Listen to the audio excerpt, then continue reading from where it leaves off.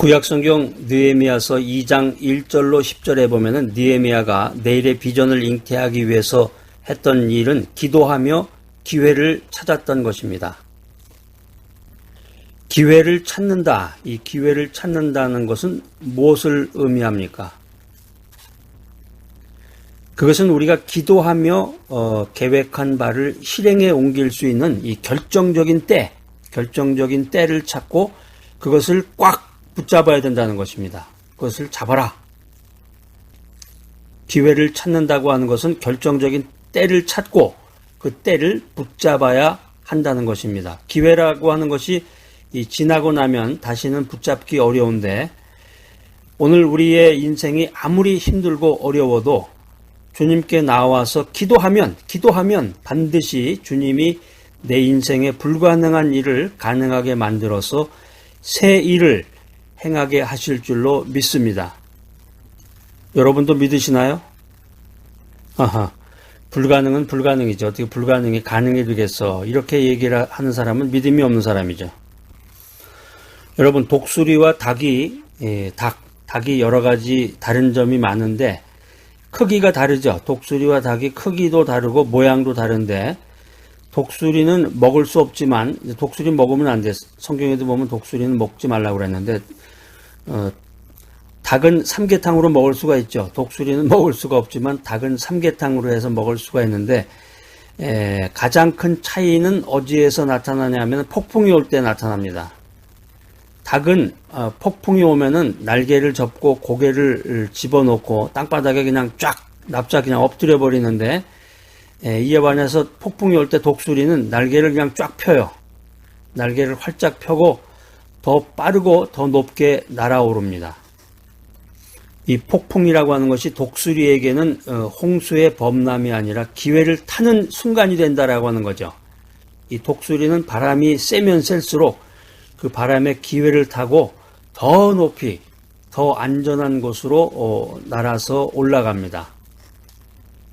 우리 인생도 마찬가지예요. 우리 믿음을 가지고 인생을 산다고 하지만 우리 인생도 폭풍이 오면은 겁을 내고 움츠리는 그 닭과 같은 사람이 있습니다. 여러분은 닭입니까? 독수리입니까?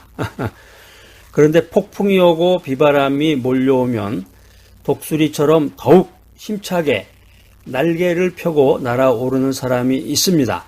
이 사람은 더 높이, 더 빨리, 더 멀리 이 비전의 세계로 새로운 환상을 보며 날아갑니다. 실패를 두려워하는 사람은 기회를 얻을 수가 없습니다. 기회를 타는 사람, 기회를 잡는 사람은 반드시 주님이 불가능한 일을 가능하게 만들어서 새 일을 행하게 하십니다. 오늘 이 귀한 메시지 들으시는 여러분들 기도하며 기다리시기 바랍니다. 기도하며 계획하시기 바랍니다. 기회가 오면 내일의 비전을 이루기 위해서 몸을 던지는 귀한 여러분 모두가 되시기를 축복합니다. 여러분의 인생은 행복하십니까? 행복의 조건이란 무엇일까? 행복의 조건이란 무엇일까? 이걸 생각하다 보니까 그 어떤 여대생에 대한 이야기가 생각이 났습니다. 여대생은 이 한쪽 다리가 다른 한쪽 다리보다 조금 짧았는데 그래서 먼 거리를 가기 위해서는 목발을 짚어야 됐습니다. 목발을 짚고 가야 되는 그 장애인이었는데 그 여대생이 다니던 그 학교는 산 중턱에 위치해 있었고 대학교들이 대개 보면 산 중턱에 있는 대학교들이 많죠. 보면 그래서 이 여대생이 다니던 학교도 산 중턱에 있어서 가파른 계단이 많았는데 한 계단이 목발을 짚고 올라간다는 게 이게 쉽지 않은 일이죠. 그냥 걸어서 정상적인 사람이 걸어서 올라가도 이렇게 숨이 가쁜데 목발을 짚고 이렇게 올라간다는 게 쉽지 않을 텐데 그럼에도 불구하고 그 여대생의 얼굴은 언제나 밝았습니다. 언제나 행복한 표정을 짓고 공부도 아주 잘하고 그런데 어느 날 그녀와 함께 계단을 올라가던 그 친구가 있었는데 친구가 그녀를 바라보면서 이런 말을 했습니다. 내가 믿고 있는 그 하나님이 너에게 기적을 베풀어 주셔서 너의 그 짧은 한쪽 다리를 좀 길게 늘려주었으면 좋겠다. 그랬더니 그 여대생이 환한 미소를 지으면서 그 친구의 말에 아멘이라고 이제 화답을 했는데, 그 친구가 이렇게 물어봤어요. 너야 어떻게 하다가 그런 장애를 가지게 됐냐. 그랬더니 그녀는 주저하지 않고 내가 어렸을 때 소아마비를 앓았어. 그 말을 들은 친구는 궁금한 점이 있다는 듯이 또 이렇게 말해요.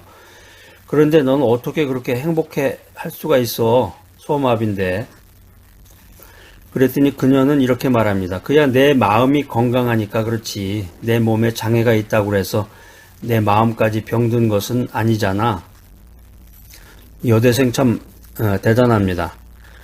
대학교 다닐 때 그 산중턱에 있던 그 캠퍼스를 향해서 걸어갔던 기억이 있는 분들은 아마 그 추억이 생각날 거예요. 한참을 걸어 올라가야 되는데 버스나 지하철에서 내려가지고 그 자기 강의실까지 올라가는 길이 참 쉽지 않을 텐데, 이 여대생 목발을 짚고서 그렇게 먼 거리를 가면서도 한 번도 얼굴 찡그리지 않고 그렇게 환한 얼굴로 인생을 산다고 그러는데, 그녀의 그 마지막 이야기가 기억이 납니다. 그야 내 마음이 건강하니까 그렇지. 내 몸에 장애가 있다고 해서 내 마음까지 병든 것은 아니지 않니? 자기의 육신은 약하고 병들었다고 할지라도 마음이 건강하니까 언제든지 행복할 수 있다. 이게 여대생이 한 말의 그 핵심인데, 행복이라고 하는 것은 환경에 달려있는 것이 아니다라는 거예요. 행복이라고 하는 것은 환경의 영향을 받는 것이 아니라 인간의 마음가짐에 달려있다. 행복은 우리 밖에 있는 것이 아니라 바로 내 안에 있다. 행복은 바깥에 있는 환경적인 것이 아니라 내 안에 존재한다. 자, 그래서 육신적으로는 힘들고 고통스러운 삶을 살아간다고 할지라도 마음이 기쁘고 마음이 즐거우면 언제나 행복한 인생을 살 수 있다라고 하는 것입니다. 왜냐하면 이 행복이라고 하는 것은 환경적인 조건이 아니라 마음가짐의 문제라는 것이죠. 행복이란 어디에 있는 것일까? 여러분이 어제 행복 어디다 감춰놓은 데 있으세요?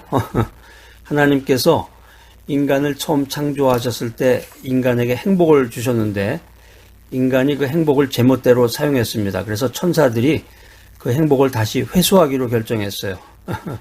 천사들은 이 행복을 어디다 감춰놔야 되는데 행복을 어디다 숨겨놓을까, 이런 의논을 하게 됩니다. 그래서 한 천사가 이런 얘기를 합니다. 저 깊은 바닷속에다가 숨겨놓으면 어떨까요? 그랬더니 천사장이 고개를 흔들어요. 그건 안 돼. 인간은 머리가 비상하기 때문에 깊은 바닷속 그 정도는 금방 찾아낼 거야. 그러면 저 높은 산꼭대기에다 숨겨놓으면 어떨까요? 그것도 안 돼. 인간은 탐험 정신 때문에 아무리 높은 산 위에 숨겨놓아도 인간은 시간이 지나면 그것을 찾아내고 말 거야. 한참을 고민을 하면서 천사들이 의논을 합니다. 고민을 하며 의논한 끝에 천사들은 이런 결정을 내리게 됩니다. 자, 그러면 행복을 인간의 마음속에 숨겨두기로 합시다. 아무리 인간의 두뇌가 비상하고 인간이 탐험심이 강해도 자기들 마음속에 숨겨져 있는 그 행복은 좀처럼 찾아내기가 어려울 거예요. 만약 찾아낸다고 하면 그 사람이야말로 진정으로 행복을 누릴 만한 자격이 있는 사람입니다. 천사들의 이 회의 내용 속에 아주 엄청난 어마어마한 인생의 비밀이 들어있네요. 행복이라고 하는 것은 우리들 마음속에 있습니다. 우리는 이 마음속에서 해피니스, 행복을 찾아야 되는데, 성경 잠언서 4장 23절은 이렇게 우리들을 권면하고 있습니다. 무릇 지킬 만한 것보다 내 마음을 지키라. 생명의 근원이 이에서 남이니라. 구약성경 시편 16편 1절로 11절 말씀을 통해서 여호와를 품은 자는 행복하다, 이런 메시지를 한번 여러분과 나누고자 합니다. 최근에 이 삼성경제연구소는 성균관대학교하고 함께 그 리서치를 했는데, 이 한국인이 생각하는 행복의 조건이라는 게 뭐냐? 한국인이 생각하는 이 행복의 조건이라고 하는 것이 무엇인가? 여러분이 생각하는 행복의 조건은 무엇입니까? 한번 이렇게 여러분들이 비교해서 한번 여러분들이 생각을 해보시기 바랍니다. 조사 결과에 의하면 첫 번째, 행복하려면은 젊어야 된다. 젊은 사람은 행복하고 늙은 사람은 불행한가요? 이제 그런 건 아니겠지만은 되게 사람이 이제 나이에 따라 사는 건 아니지만 대부분의 사람들은 젊었을 때는 이렇게 큰 잡념이 없죠. 되게 나이가 많으면 이제 잡념도 많고 얼굴 표정이 이렇게 온화하지 못한데 젊었을 때는 이제 신이 나요. 뭐든지 보면. 그래서 인류 역사라고 하는 것은 이 젊은이들, 청년들에 의해서 이제 움직여지는 건데 젊었을 때 이제 마음속에 꿈과 비전도 있고 뭔가 새로운 것을 자꾸 이제 추구하려고 하는 반면에 나이가 들면 이제 자꾸 주저앉으려고 그러죠. 그 자리에 주저앉으려고 그러고 이제 편한 거, 지금까지 익숙하고 편한 것만 자꾸 하게 되잖아요. 행복의 조건 첫 번째는 젊어야 된다. 두 번째는 남보다 잘 산다고 느껴야 된다. 남보다 잘 산다. 이런 건 또 무슨 의미인가요? 이제 고급 아파트, 강남의 이제 고급 아파트에 살면서 명품 차도 몰고 또 명품 옷도 입고 어디 이런 호텔 뷔페 같은 데 가서 아주 멋있는 곳에 가서 밥도 먹고 해외여행도 다니고 이런 생활을 한다 그러면 아마 남보다 잘 산다고 느끼는지 모르겠습니다. 행복의 조건 세 번째는 많이 배워야 된다. 그래서 이제 한국의 그 학구열이 세계적이라고 그래요. 한국에서 보통 이제 이렇게 대학교 나온 대졸자들의 그 비율이 선진국에서 굉장히 상위에 속하게 되는데 많이 배우는 것이 행복의 조건인가? 그러면 무식한 사람, 배우지 못한 사람, 가방끈이 짧은 사람은 행복하지 않은가? 이제 그런 것은 아니죠. 그렇지만 이제 인간사에서 전반적으로 어떤 대세라고 그럴까? 그러니까 사람들이 배우려고 그러는 거죠. 뭔가를 자꾸 배우려고 하고 평생교육원이라는 것도 생기게 되고 원격기관도 생겨서 자꾸 사람들은 뭔가를 배우고 이제 배움이라고 하는 것은 이제 죽는 날까지 배워야 된다고 그러는데 배움을 통해서 인간은 이제 행복을 느끼게 됩니다. 그다음에 행복의 조건 네 번째, 사회에 대한 신뢰감이 높아야 된다. 그다음에 다섯 번째는 종교 행사에 자주 가야 한다. 나이가 들면서 어떤 그 신앙심, 그 믿음 생활을 통해서 행복감을 느끼게 되는데 행복의 조건 여섯 번째는 가족과의 여가를 중시해야 된다. 우리가 이제 인생 살면서 계속 일만 할 수는 없고 월커홀릭이라고 그러는데 일만 하면서 살게 되면 이제 스트레스를 받게 되죠. 이제 병이 드는 건데 그래서 여가 활동을 잘 해야 되고 특별히 요즘 같은 이제 100세 시대에 들어섰는데 요즘은 이제 100세 시대라고 하는데 70세에 은퇴했다고 해도 100세까지 살려면 30년 동안의 그 보너스 인생을 받는 건데 그 레저 타임, 여가 활동을 어떻게 할 것이냐 이것이 이제 행복의 조건이 된다라고 하는 것입니다. 자, 여러분들은 어떻습니까? 여러분들의 행복의 조건은 무엇입니까? 한번 적어보세요. 우리가 믿음 생활하면서 하나님 중심으로 인생을 살면서 우리 믿음의 사람들에게 행복의 조건은 무엇인가? 물질인가? 돈인가? 응? 돈 많으면 행복한 것인가? 아까 말씀드린 것처럼 이제 강남의 고급 아파트에 살면서 명품차 몰고 명품 옷 입고 아주 호텔 같은 데 가서 기름진 음식 먹으면서 세계 여행도 다니고 이런 물질적인 것에서 행복을 느낄 수 있는 것인가? 명예, 많이 배우고 학식이 높아서 행복할 것인가? 우리 믿음의 세계에서의 행복의 조건은 한마디로 하나님과의 올바른 교제에 있다라고 하는 것입니다. 하나님과의 올바른 교제. 그래서 이 크리스찬들은 하나님과 친밀한 교제를 나눌 때 행복을 느끼게 됩니다. 하나님과 친밀한 교제를 나눌 때 기쁨을 가지게 됩니다. 인생 살면서 믿음 생활하면서 해피니스, 행복감을 느끼지 못한다 그러면은 바로 이 관계, 하나님과의 관계, 하나님과의 교제를 중시해야 되는데 바로 지금 이 메시지를 들으신 여러분들, 바로 지금 하나님과의 올바른 교제를 통해서 진정한 행복감을 느끼시기 바랍니다. 자, 그래서 행복이라고 하는 것은 물질적이고 외형적인 조건을 갖추어서 생기는 것이 아니다라는 것입니다. 똑같은 환경에서도 행복한 사람이 있고 또 똑같은 환경에서도 불행한 사람이 있는 거예요. 오히려 환경과 조건이 나빠도 행복하게 사는 사람들이 많아지고 있습니다. 그래서 행복의 비결을 알아야 되는데 행복의 비결을 아는 사람이야말로 행복한 사람이다라고 하는 것입니다. 미국의 어떤 도시에 전 세계 남성들의 우상처럼 군림했던 이 미국의 유명한 여배우 마릴린 먼로의 아주 큰 동상이 세워져서 관광객들의 시선을 끌고 있습니다. 마릴린 먼로가 이런 말을 했습니다. 나는 한 여성이 가질 수 있는 모든 것을 가졌답니다. 나는 젊고 아름답습니다. 나는 돈도 많고 사랑에 굶주리지도 않았고 수백 통의 팬레터도 매일마다 받고 있습니다. 누구보다 건강하고 누구보다 부족한 것이 없습니다. 나는 미래에도 그렇게 살 수 있다고 확신합니다. 그런데 웬일인지 나는 너무나도 공허하고 불행합니다. 그 뚜렷한 이유를 찾을 수 없지만 나는 지금 불행을 느끼고 있습니다.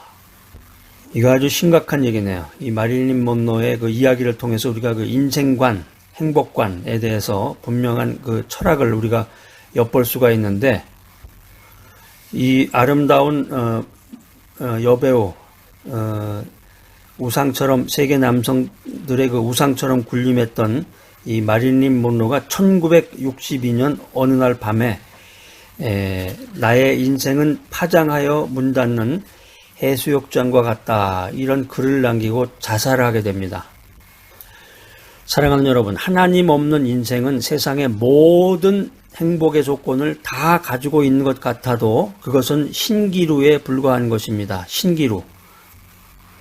하나님 없이 인생을 산다 그러면은 돈도 많고 명예도 있고 학식도 높고 그냥 모든 세상의 그 행복의 조건을 다 가지고 있는 것 같지만 헛된 거라는 거죠. 헛된 거다. 그렇기 때문에 주님이 주시는 은혜의 가운데 살아야 된다라고 하는 것입니다. 우리 인생 살아가면서 우리 주변에 있는 많은 사람들이 이 물질적으로 풍요로운 부자가 되고 높은 지위, 명예, 권력을 얻으면 행복하겠지, 기쁘겠지, 평안할 것겠지, 이런 생각을 하면서 인생을 살아갑니다. 그래서 수단 방법을 가리지 않죠. 수단 방법을 가리지 않고 그냥 열심히 돈을 그냥 긁어 모은다고 그러는데, 열심히 돈을 모으고 어떻게 해서든지 다른 사람을 짓밟더라도 내가 승진해야 되겠다, 승진하기 위해서 애를 쓰는데, 이런 세상적인 이 성공 철학, 이런 세상적인 성공에 대한 기대는 끊임없는 욕심을 일으키게 된다는 거죠. 끊임없는 욕심을 일으킨다.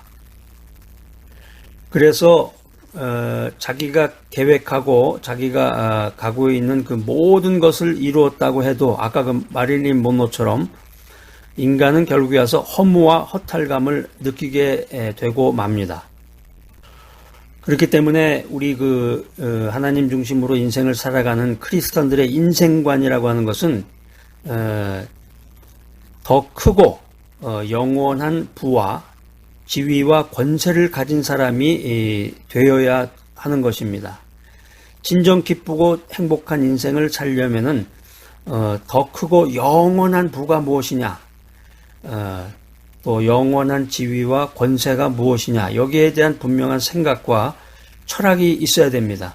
그래서 최고의 값진 것을 소유한 자가 되어야 진정한 행복을 누릴 수가 있다라고 하는 것입니다. 여기서 최고의 값진 것이라는 게 뭡니까? 이것은 다름 아닌 여호와 하나님을 가리키는 것입니다.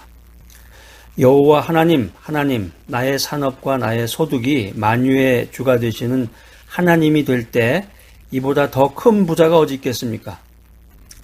모든 만물의 주권자요, 모든 만물의 통치자요, 만물의 근원이 되시는, 만복의 근원이 되시는 하나님을 자기 안에 품고 살아가는 여러분이 되어야 되겠습니다.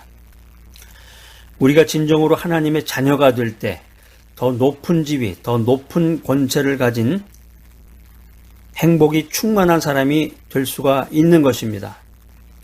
사랑하는 여러분, 여호와를 품은 자가 되시기 바랍니다. 여호와를 품은 자, 하나님을 가슴속에 품은 자, 여호와를 품은 자는 진정으로 가장 큰 기쁨과 영원한 축복, 그리고 온전한 평안과 영생이 있는 기쁘고 행복한 사람이라고 말할 수 있습니다.